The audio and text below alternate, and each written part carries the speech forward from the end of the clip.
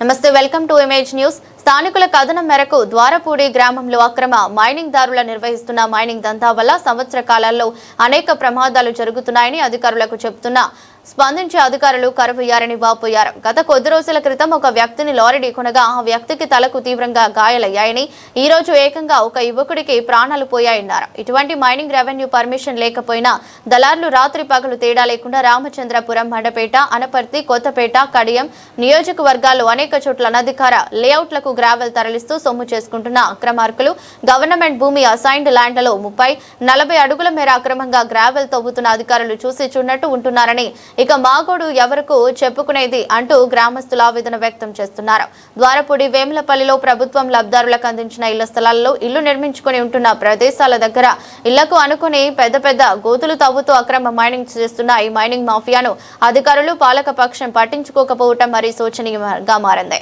ఈ అక్రమ మైనింగ్ వల్ల ఏ ఒక్క రోజు ప్రమాదం జరగకుండా లేకపోలేదు. పోనీ ఈ మైనింగ్ ద్వారా ప్రభుత్వానికి ఆదాయం వచ్చేదేమైనా ఉందా అంటే అది లేదు. కానీ అధికారులు మైనింగ్ మాఫియాకు ఎందుకు అండగా ఉంటున్నారో వారికే తెలియాల్సిందని నిలదీస్తున్నారు.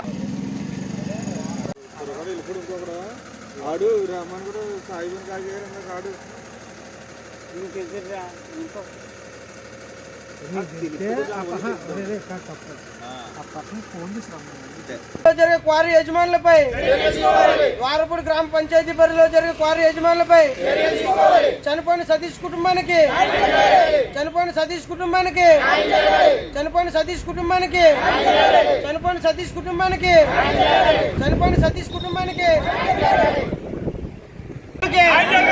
చనిపోయిన సతీష్ కుటుంబానికి వారి యాజమాన్యంపై వారి యాజమాన్యాలపై వారి యాజమాన్యాలపై వారి యాజమాన్యాలపై ద్వారపూడి క్వారీ యాజమాన్యాలపై ద్వారపూడి గ్రామ పంచాయతీ పరిధిలో జరుగుతున్న క్వారీ యాజమాన్యాలపై ద్వారపూడి గ్రామ పంచాయతీ పరిధిలో జరుగుతున్న క్వారీ యాజమాన్యాలపై చనిపోయిన సతీష్ కుటుంబానికి చనిపోయిన సతీష్ కుటుంబానికి చనిపోయిన సతీష్ కుటుంబానికి చనిపోయిన సతీష్ కుటుంబానికి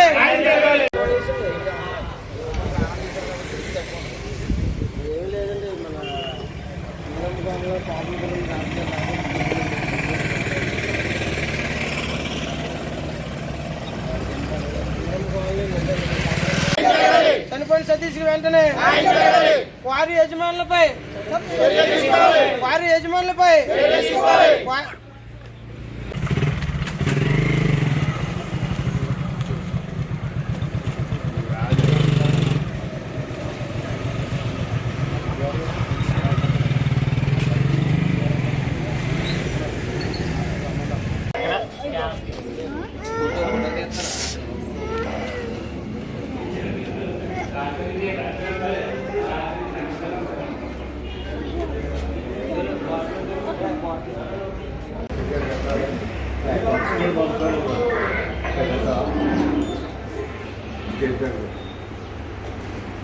నేను ఏమన్నా పంపుతాను.